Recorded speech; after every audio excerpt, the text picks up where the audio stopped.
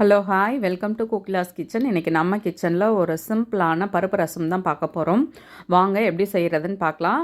என்னோடய சேனலில் ஆல்ரெடி நான் வந்துட்டு 2-3 வெரைட்டியில் பருப்பு ரசம் போட்டிருக்கேன். இது வந்து ரொம்ப சிம்பிளாக செய்யக்கூடியது, ஆனால் டேஸ்ட் ரொம்ப சூப்பராக இருக்கும். அதுதான் எப்படி செய்கிறதுன்னு பார்க்க போகிறோம். ஃபஸ்ட்டு நான் நல்லா பழுத்த தக்காளி 2 தக்காளி எடுத்து வேக வச்சு எடுத்துக்கிறேன். இப்போது தக்காளியை வந்து நல்லா வேக வச்சுக்கலாம். எப்பொழுதுமே தக்காளி யூஸ் பண்ணும்பொழுது அந்த சென்டரில் இருக்கிற பார்ட்டை வந்து எடுத்துடுங்க. இப்போது நான் கொஞ்சமாக பருப்பு எடுத்து தண்ணியில் ஊற வச்சு வச்சுருக்கேன். அதை வந்து வாஷ் பண்ணி சேர்த்துக்கலாம்.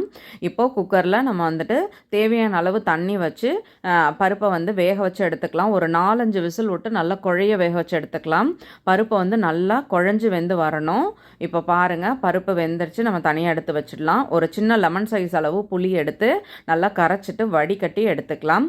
இப்போ இதுக்கு தேவையான அளவு உப்பு சேர்த்துட்டு நம்ம வேக வச்சு எடுத்து வச்சுருக்க தக்காளியை அது மேல் தோலை எடுத்துட்டு தக்காளி மட்டும் இதில் போட்டு நல்லா புழிஞ்சு எடுத்துக்கலாம். இப்போது இதுக்கு எவ்வளோ தண்ணி தேவையோ நம்ம வந்து தண்ணி ஆட் பண்ணிக்கலாம். நான் வந்து தக்காளி வேக வச்ச தண்ணி இருக்கு இல்லையா, அந்த தண்ணி தான் இது கூடவே சேர்த்துக்கிட்டேன். இப்போ அந்த தண்ணியை நமக்கு எவ்வளோ ரசம் தேவையோ அதுக்கு தகுந்த அளவு சேர்த்துக்கலாம்.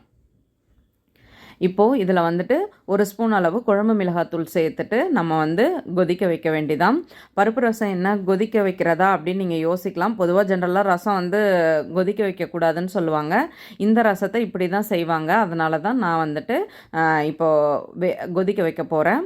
இப்போ பாருங்கள், ஒரு இடிக்கிற கல்லில் ஒரு 5-6 பல் பூண்டு, ஒரு பச்சை மிளகாய் சேர்த்து நல்லா இடித்து எடுத்துக்கலாம். இப்போ அதே கல்லில் கொஞ்சமாக மிளகு சீரகம் சேர்த்து அதையும் தனியாக இடித்து எடுத்துக்கலாம்.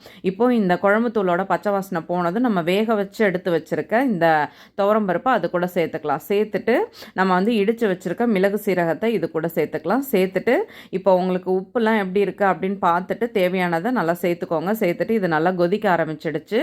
இப்போ வந்து நம்ம தாளிப்பு போட்டுக்கலாம். அடுப்பில் வானல் வச்சுட்டு 1 ஸ்பூன் அளவு எண்ணெய் சேர்த்துக்கலாம். எண்ணெய் சேர்த்துட்டு கொஞ்சமாக கடுகு நல்லா பொரிஞ்சதும் அடுத்து பெருங்காயத்தூள் சேர்த்துக்கலாம். பெருங்காயத்தூள் சேர்த்துட்டு ஒரு 2 குண்டு மிளகாய் இருந்ததுன்னா சேர்த்துக்கோங்க. சேர்த்துட்டு நம்ம தட்டி வச்சுருக்க பூண்டு பச்சை மிளகாய் அதை வந்து இதில் வந்து சேர்த்துக்கலாம். சேர்த்துட்டு கொஞ்சமாக கருவேப்பிலை போட்டுக்கலாம். போட்டுட்டு பூண்டோட பச்சை வாசனை போகிற வரைக்கும் நல்லா வதக்கிக்கலாம். இது கூட நமக்கு வந்து மஞ்சத்தூள் தேவைன்னா சேர்த்துக்கலாம், வேண்டானாலும் விட்டுடலாம். இப்போ வந்துட்டு நான் இன்றைக்கி மஞ்சத்தூள் சேர்க்கல. இப்போ இதை வந்து நல்லா வதக்கிக்கலாம். பச்சை வாசனை போனதும் நம்ம கொதிக்க வச்சுருக்க ரசத்தில் இந்த தாளிப்பு எடுத்து அப்படியே சேர்த்துக்க வேண்டியதான். இப்போ பாருங்கள், இது நல்லா பச்சை வாசனம் போய் நல்லா வதங்கிடுச்சு.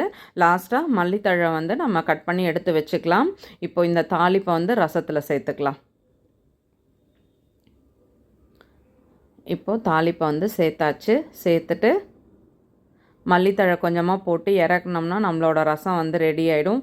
சுட சுட சாதத்தில் இந்த ரசத்தை போட்டு சாப்பிடும் பொழுது அவ்வளோ டேஸ்ட்டாக இருக்கும். இங்கே பாருங்கள், சூப்பராக நம்மளோட ரசம் வந்து ரெடி ஆகிடுச்சு. சாப்பிட்றதுக்கு ரொம்ப நல்லாயிருக்கும். இந்த ரசம் ரொம்ப சிம்பிளாக தான் செய்யக்கூடியது, ஆனால் டேஸ்ட் ரொம்ப சூப்பராக இருக்கும். இப்போ பாருங்கள், சூப்பராக நம்மளோட ரசம் வந்து ரெடி ஆகிடுச்சு. இப்போ பவுலில் மாற்றிக்கலாம். சுட சுட சூப்பராக நம்மளோட பருப்பு ரசம் ரெடி ஆகிடுச்சு. நீங்களும் வீட்டில் ட்ரை பண்ணி பாருங்கள். கண்டிப்பாக உங்களுக்கு பிடிக்கும். வீடியோ பிடிச்சா லைக் பண்ணுங்கள். என்னோடய வீடியோ உங்களுக்கு யூஸ்ஃபுல்லாக இருந்தால் சப்ஸ்கிரைப் பண்ணிக்கோங்க. மறக்காமல் செஞ்சு பார்த்துட்டு உங்கள் கமெண்ட் சொல்லுங்கள். ஃப்ரெண்ட்ஸ் அண்ட் ஃபேமிலிக்கு கட்டாயமாக ஷேர் பண்ணுங்கள். இந்த மாதிரி சின்னதாக நீங்கள் வந்து ரெசிபீஸ் கற்றுக்கலான்னா கண்டிப்பாக கோகிலாஸ் கிச்சனை ஃபாலோ பண்ணுங்கள். பிகினர்ஸ்க்கு ரொம்பவே யூஸ்ஃபுல்லாக இருக்கும். நான் சொல்லித்தர இந்த ரெசிபீஸ் எல்லாமே கண்டிப்பாக ட்ரை பண்ணி பார்த்துட்டு சொல்லுங்கள். தேங்க்யூ.